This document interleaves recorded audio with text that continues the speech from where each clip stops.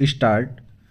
वर्ष 2024-25 के केंद्रीय बजट में पीएम इंटर्नशिप योजना लागू की गई थी, जिसमें अभ्यर्थियों को 5,000 रुपये मासिक वित्तीय सहायता और 6,000 रुपये का अनुदान एकमुश्त दिए जाने की घोषणा की गई।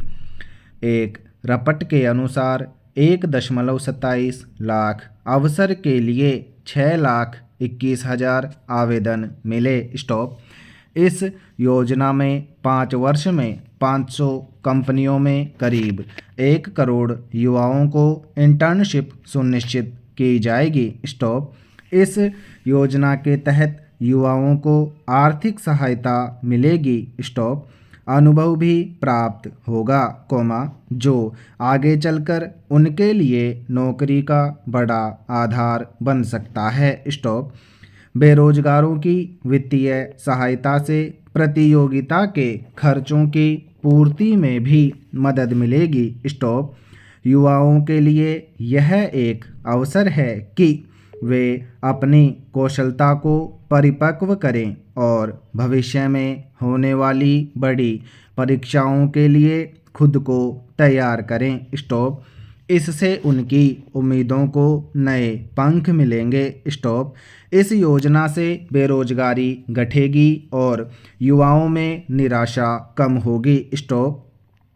इसे केंद्र प्रभावी ढंग से लागू करे और देश के उद्योग और व्यापार संगठनों के साथ मिलकर इस योजना को बखूबी अंजाम दें, तो निश्चित रूप से युवाओं के लिए बड़े पैमाने पर अवसर मिलेंगे। स्टॉप। पैरा।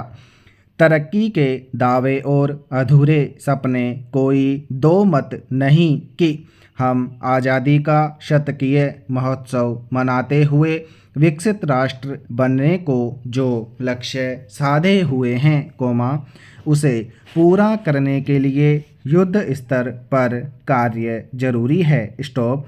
सही समय यही है क्योंकि हमारे पास युवा शक्ति होने की अनुकूलता है, जो आने वाले 10 साल में कम ही होने जा रही है। स्टॉप।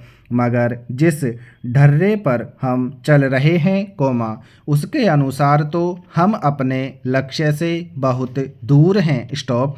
विकसित राष्ट्र बनने के लिए हमें प्रतिवर्ष न्यूनतम 10 से 12% विकास दर की ज़रूरत है, लेकिन अब तक हम एक बार भी 10% विकास दर को नहीं छू पाए हैं। स्टॉप। वही हमारा विकास मॉडल भी ठीक नहीं है। स्टॉप। हम औद्योगिकरण पर गंभीरता से ध्यान नहीं दे रहे हैं। स्टॉप। दूसरे क्षेत्रों में उलझे हुए हैं। स्टॉप। दीर्घकालीन उपाय न किए जाने से देश की प्रति व्यक्ति आय में बढ़ोतरी नहीं हो पा रही। स्टॉप। यही वजह है कि लोगों के पास खर्च करने के लिए पैसा नहीं है। स्टॉप। पैरा। नववर्ष का अभिनंदन कुछ अलग होना चाहिए। स्टॉप। उज्जैन में नववर्ष के स्वागत के लिए अनूठी पहल हो चुकी है। स्टॉप। युवा पीढ़ी को सही दिशा दिखाने के लिए यह एक नई पहल थी। स्टॉप। कोठी पैलेस पर हम वर्ष 1 जनवरी को सुबह गर्म केसरिया दूध से हर नागरिक का स्वागत किया जाता है। स्टॉप। वहां से गुजरने वाले हर नागरिक को नववर्ष की शुभकामनाएं देते हुए तिलक लगाया जाता है। फिर गर्म केसरिया दूध निःशुल्क दिया जाता है। स्टॉप। करीब 700 से 800 लोग इसका लाभ उठाते हैं। स्टॉप। इस अनुकरणीय पहल की शहर और प्रदेश में चर्चा तथा प्रशंसा की जाती रही है। स्टॉप।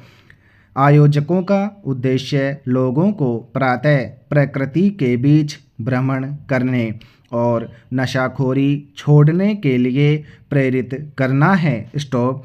ऐसा रचनात्मक आयोजन सभी शहरों में होना चाहिए। स्टॉप। वैसे भी हम भारतवासियों का नववर्ष प्रतिपदा गुड़ी पड़वा से होता है। स्टॉप। अंग्रेजों की परंपरा त्याग कर सभी को प्रतिपदा के दिन नववर्ष का स्वागत करना चाहिए। Stop para. परीक्षाओं में पारदर्शिता और शुचिता को लेकर अब सवाल उठने लगे हैं, चाहे वह सरकारी नौकरी की परीक्षा हो या फिर किसी भी स्तर की प्रवेश परीक्षा। स्टॉप। छात्रों के भविष्य के साथ कोई भी खिलवाड़ उन्हें मानसिक तौर पर पीड़ा पहुंचाता है। स्टॉप। साथ ही निष्पक्ष परीक्षा की साख पर भी सवाल खड़े करता है। स्टॉप। पारदर्शिता पर प्रश्न में इसका वस्तुपरक विश्लेषण किया गया है। स्टॉप। विगत कुछ समय से पर्चा फोड़, नकल माफिया की कारगुजारी और परीक्षा परिणाम में देरी या किसी भी भर्ती का कोर्ट में निर्णय लंबित होना इत्यादि जैसी समस्याएं परीक्षार्थियों को झेलनी पड़ रही है। स्टॉप। बेरोजगारी के बीच परीक्षा की आस में बरसों से किसी नौकरी का इंतजार करते युवा के सपनों पर जब कुठाराघात होता है तो उन्हें भविष्य अंधकार में प्रतीत होने लगता है। स्टॉप। जातीय हिंसा को त्रस्त घायल मणिपुर को समाधान का इंतजार है। स्टॉप। मणिपुर जलता रहा और हल ढूंढने में न तो केंद्र ने और न ही राज्य की सरकार ने कभी राजनीतिक इच्छा शक्ति का इजहार किया। स्टॉप। वहाँ हालात बेहद खराब रहे हैं। स्टॉप। गृह मंत्रालय की ताज़ा रिपोर्ट से यह स्पष्ट है। स्टॉप। वर्ष 2023 में समूचे पूर्वोत्तर क्षेत्र में हुई हिंसा में से 77% घटनाएं मणिपुर में हुई। स्टॉप।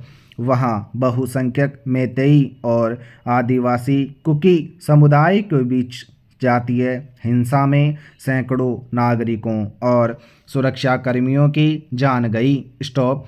महिलाओं पर अत्याचार जिस तरह के वीडियो आए वे किसी भी सभ्य समाज के मुंह पर तमाचा थे। स्टॉप। वहां 3 मई 2023 को मैतेई और कुकी समुदायों के बीच बड़े पैमाने पर जातीय हिंसा भड़क उठी। स्टॉप। हिंसा का दौर अभी भी जारी है। स्टॉप। जबकि सरकार का दावा है कि बीते कुछ महीनों से स्थिति नियंत्रण में है। स्टॉप। मुख्यमंत्री एन बीरेन सिंह ने अब जाकर राज्य में हुई जातीय संघर्ष के लिए माफ़ी मांगी है और सभी समुदायों से पिछली गलतियों को भूलने तथा एक साथ रहने की अपील की है। स्टॉप। प्रदेश में हुए जातीय संघर्ष में 250 से अधिक लोगों की जान चली गई है और हजारों लोग बेघर हो गए हैं। Stop para. यह याद रखा जाएगा कि जब मणिपुर में हिंसा की कई घटनाएं राष्ट्रीय सुर्खियां बनी तब बीरेन सिंह या केंद्र की सरकार के स्तर पर चुप्पी रही। स्टॉप।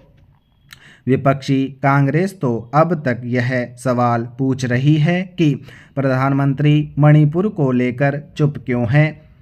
वे दुनिया भर की यात्रा कर रहे हैं लेकिन मणिपुर जाने से परहेज क्यों करते हैं। स्टॉप। दरअसल वहाँ की स्थिति से निपटने में अक्षमता के बावजूद मुख्यमंत्री बीरेन सिंह सत्ता में बने रहे उनकी पार्टी उनके साथ हठपूर्वक खड़ी रही। स्टॉप। इस मामले में अंतर्राष्ट्रीय स्तर पर भारत की छवि धूमिल हुई। स्टॉप।